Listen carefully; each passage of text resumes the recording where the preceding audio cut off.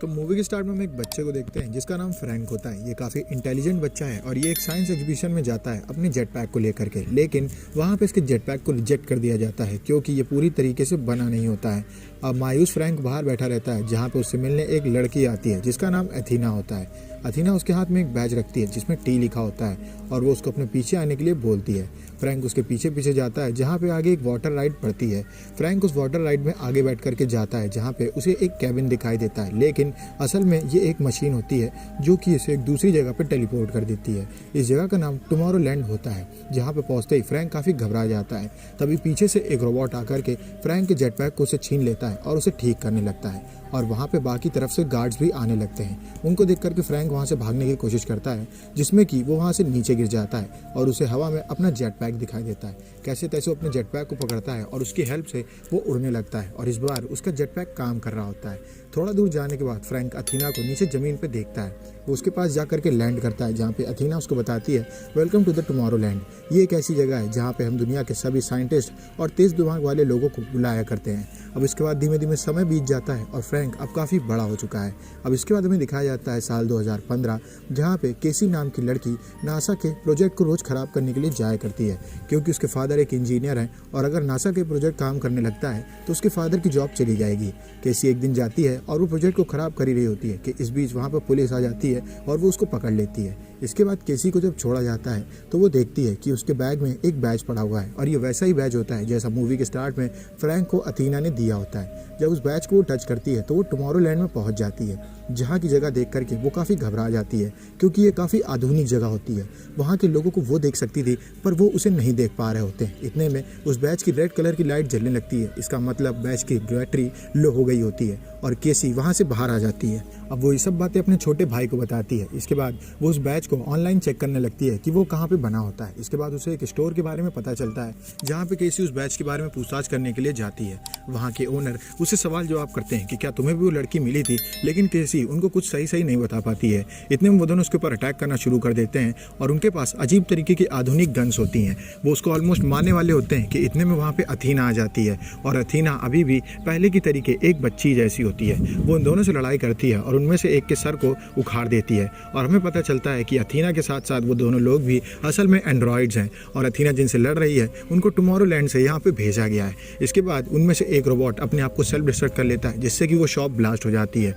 अब अथीना से पूछती है केसी कि तुम यहाँ पे क्या कर रही हो, जिसके बाद अथीना उसको बताती है कि वो बैच मैंने ही तुमको दिया था। मैं तेज़ दिमाग वाले लोगों को बैच देती हूँ ताकि वो टुमारोलैंड में जाएं और इसके बाद वहाँ पहुँचते ही वो अलग अलग तरीके के इन्वेजन करके इंसानों को बचा सकें।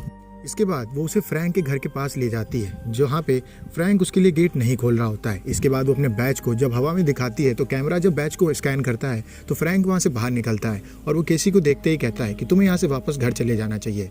फ्रैंक उसको अंदर करने से मना कर देता है। केसी उससे जिद करती है कि मुझे टुमारोलैंड में जाना है और तुम ही मुझे ले करके जाओगे। वो उसकी बात नहीं मानता है। तभी वो कैमरे में देखता है कि एक जलता हुआ ट्रक उसके घर की तरफ बढ़ रहा होता है। वो घर के बाहर जाता है, तभी केसी दिमाग लगा करके गेट के अंदर चली जाती है और गेट को बंद कर लेती है। इसके बाद वो अंदर जा करके चेकिंग करने लगती है जहाँ पर उसे फ्रैंक के बनाए तरह तरह के गैजेट्स दिखाई देते हैं और इसके साथ साथ उसे वहाँ पर मल्टीपल स्क्रीन्स भी दिखाई देती हैं। इन स्क्रीन्स के ऊपर धरती पर हो रहे जगह जगह के इंसिडेंट दिखाई देते हैं और बगल में एक टाइमर भी होता है जो कि 60 दिनों पर सेट होता है। इसका मतलब धरती 60 दिन में खत्म होने वाली है। इतने में फ्रैंक वहाँ पे आ जाता है और वो केसी से कहता है कि तुम्हें यहाँ से निकल जाना चाहिए। केसी उससे कहती है कि तुम्हें टुमारोलैंड से क्यों निकाल दिया गया। फ्रैंक उसको कुछ भी जवाब नहीं देता है और वो उससे कहता है कि तुम्हें यहाँ से चले जाना चाहिए क्योंकि धरती वैसे भी 60 दिन में खत्म होने वाली है। केसी फ्रैंक से कहती है कि मैं तुम्हारी बात पर यकीन नहीं करती हूँ और ये बात बोलते ही वो टाइमर में दिखा रहे सभी चीज़ें धीमे धीमे ठीक होने लगती हैं और फ्रैंक को ऐसा लगता है कि अगर लोग विश्वास करेंगे तो ये चीज़ें रुक सकती हैं। तभी वहाँ पे 2 और एंड्रॉइड्स आ जाते हैं और ये वहाँ पे मारने के लिए केसी को आए होते हैं क्योंकि केसी के पास टुमारोलैंड का बैच होता है। अब फ्रैंक वहाँ से केसी को लेकर के भागता है और एक बाथ टब में बैठता है। इस बीच वहाँ पे अथीना आ जाती है जिससे मिलने के बाद फ्रैंक काफ़ी गुस्सा होता है क्योंकि फ्रैंक को अथीना से काफ़ी नाराज़गी होती है क्योंकि उसने कभी उसको बताया नहीं होता है कि वो एक एंड्रॉयड है ना कि इंसान, लेकिन उसके पास कोई और ऑप्शन नहीं होता है। इस वजह से वो अथीना के साथ वहाँ से दूर भाग जाता है। उन एंड्रॉयड से बचते बचाते केसी उन लोगों के साथ पहुंचती है एक मशीन के पास। उस मशीन के अंदर बैठते ही वो मशीन उन लोगों को टेलीपोर्ट कर देती है आईफिल टावर में। वहां पहुंचने के बाद वो लोग उस जगह के सीक्रेट रूम में जाते हैं जहां पे हमें निकोला टेस्ला और फेमस साइंटिस्ट के चेहरे दिखाए जाते हैं। इस बीच फ्रैंक वहां पे एक मशीन को बुलाता है जो कि आईफिल टावर के अंदर होती है। इस रॉकेट के अंदर जब वो लोग बैठते हैं तो उस रॉकेट के थ्रू वो टुमारोलैंड की ओर निकल जाते हैं। अब जब वो लोग टुमारोलैंड में पहुंचते हैं तो वहाँ पे उनसे मिलने डेविड आता है। डेविड टुमारोलैंड का लीडर होता है और वो देखते फ्रैंक से कहता है कि तुम्हें यहाँ पे नहीं आना चाहिए था।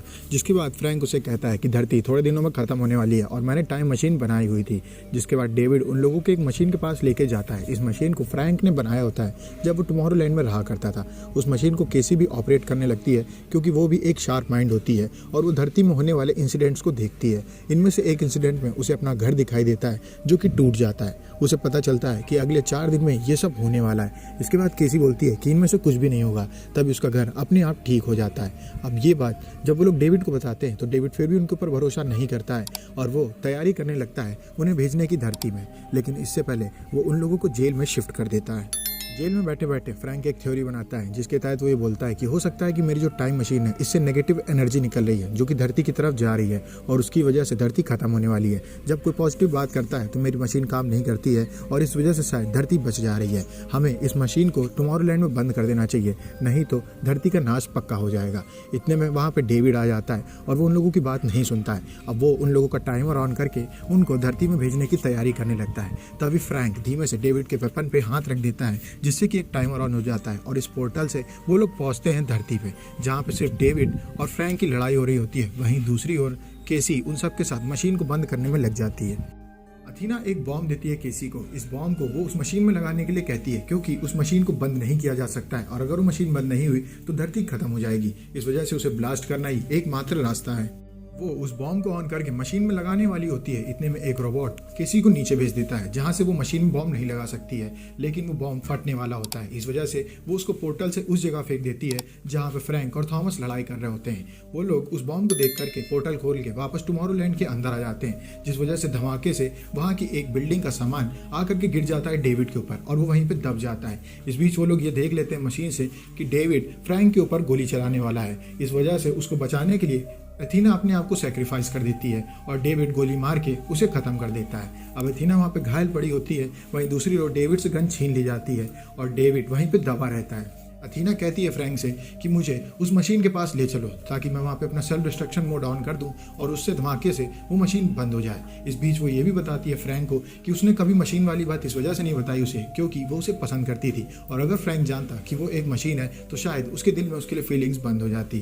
फ्रैंक उसको गले लगाता है और अपने जेट पैक की हेल्प से वो उस मशीन के पास जाता है जहाँ पे वो अपने आप को सेल्फ डिस्ट्रक्ट करके उस मशीन को ब्लास्ट कर देती है जिसमें कि डेविड की मलबे से दबने से मौत हो जाती है। अब इसके बाद हम फ्रैंक और केसी को देखते हैं जो कि एक पेड़ के पास बैठे होते हैं और वहाँ से वो लोग पोर्टल ओपन करके केसी के फादर के पास जाते हैं क्योंकि केसी के फादर एक साइंटिस्ट होते हैं। इस वजह से उन्हें भी टुमारोलैंड में जगह मिल जाती है। अब वहाँ पर टुमारोलैंड में काफ़ी लोगों को लाया जाता है जो कि साइंटिस्ट होते हैं और उनको ऐसे आविष्कार करने में हेल्प की जाती है जिनकी हेल्प से वो लोग धरती को बचा सकें। अब इसके बाद 60 दिन का टाइमर भी बीत जाता है और धरती खत्म नहीं हुई होती है क्योंकि धरती में पॉजिटिव एनर्जी चल रही होती है और वो मशीन खत्म हो गई होती है और ये मूवी यहीं पे खत्म हो जाती है। अगर आपको वीडियो अच्छी लगी वीडियो को लाइक करें, चैनल को सब्सक्राइब करें। मिलते हैं आपसे नेक्स्ट वीडियो में, तब तक के लिए stay safe, stay healthy, bye bye.